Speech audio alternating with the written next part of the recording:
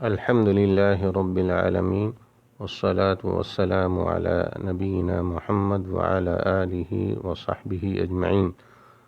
اللہ تعالیٰ کا ڈر و خوف یہ عبادت ہے۔ اس عبادت کا تعلق دل سے ہے، لہذا ایک مومن کے دل میں محض اللہ تعالیٰ کا ڈر و خوف ہونا چاہیے۔ غیر اللہ کا ڈر و خوف دل میں رکھنا یہ توحید کے منافی ہے۔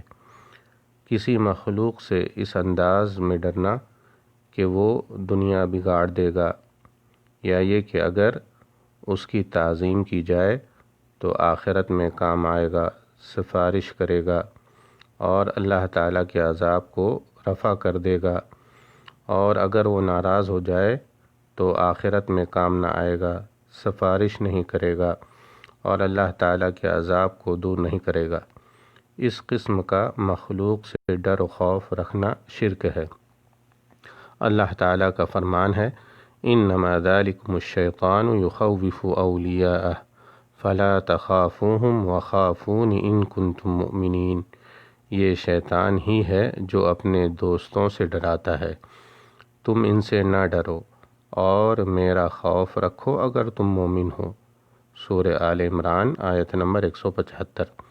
اللہ تعالیٰ کا فرمان ہے، انما یعمر مساجد اللہ من آمن باللہ والیوم الآخر واقام الصلاة وآت الزکاة ولم یخش الا اللہ۔ اللہ کی مساجد کو وہی آباد کرتا ہے جو اللہ اور روز آخرت پر ایمان رکھتا ہے اور نماز قائم کرتا ہے، زکوٰۃ ادا کرتا ہے، اور وہ اللہ کے سوا کسی سے نہیں ڈرتا۔ سورہ التوبہ آیت نمبر 18۔ جس شخص کے دل میں صرف اللہ تعالیٰ کا ڈر و خوف ہو تو اللہ تعالیٰ خود بھی اس سے راضی ہوتے ہیں اور لوگوں کو بھی اس سے راضی کر دیتے ہیں، اور جس کے دل میں لوگوں کا خوف ہو اور اس خوف کی وجہ سے حرام کا ارتکاب کرے یا کسی شرعی فریضے کو ترک کر دے تو اللہ تعالیٰ بھی اس سے ناراض ہو جاتے ہیں اور لوگوں کو بھی اس سے ناراض کر دیتے ہیں۔ نبی کریم صلی اللہ علیہ وسلم ارشاد فرماتے ہیں، جو شخص لوگوں کو ناراض کر کے اللہ تعالیٰ کو راضی رکھے تو اللہ تعالیٰ اس سے راضی ہو جاتا ہے اور لوگوں کو بھی اس سے راضی کر دیتا ہے، اور جو شخص اللہ تعالیٰ کو ناراض کر کے لوگوں کی رضا کا طالب ہو تو اللہ تعالیٰ بھی اس سے ناراض ہو جاتا ہے اور لوگوں کو بھی اس سے ناراض کر دیتا ہے۔ رواہ ابن حبان فی صحیح۔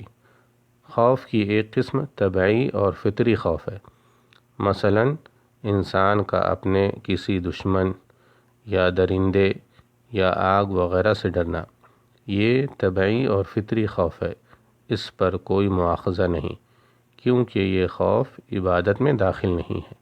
جیسا کہ موسیٰ علیہ السلام کے قصے میں ہے کہ جب آپ کے علم میں یہ بات آئی کہ آپ کے قتل کا مشورہ ہو رہا ہے تو آپ خوف زدہ ہو کر مصر سے نکل پڑے۔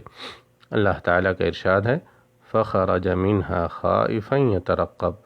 تو موسیٰ علیہ السلام وہاں سے خوف زدہ ہو کر دیکھتے بھالتے نکل کھڑے ہوئے۔ سورہ القصص آیت نمبر 21۔ واللہ تعالی اعلم، والسلام علیکم ورحمۃ اللہ وبرکاتہ۔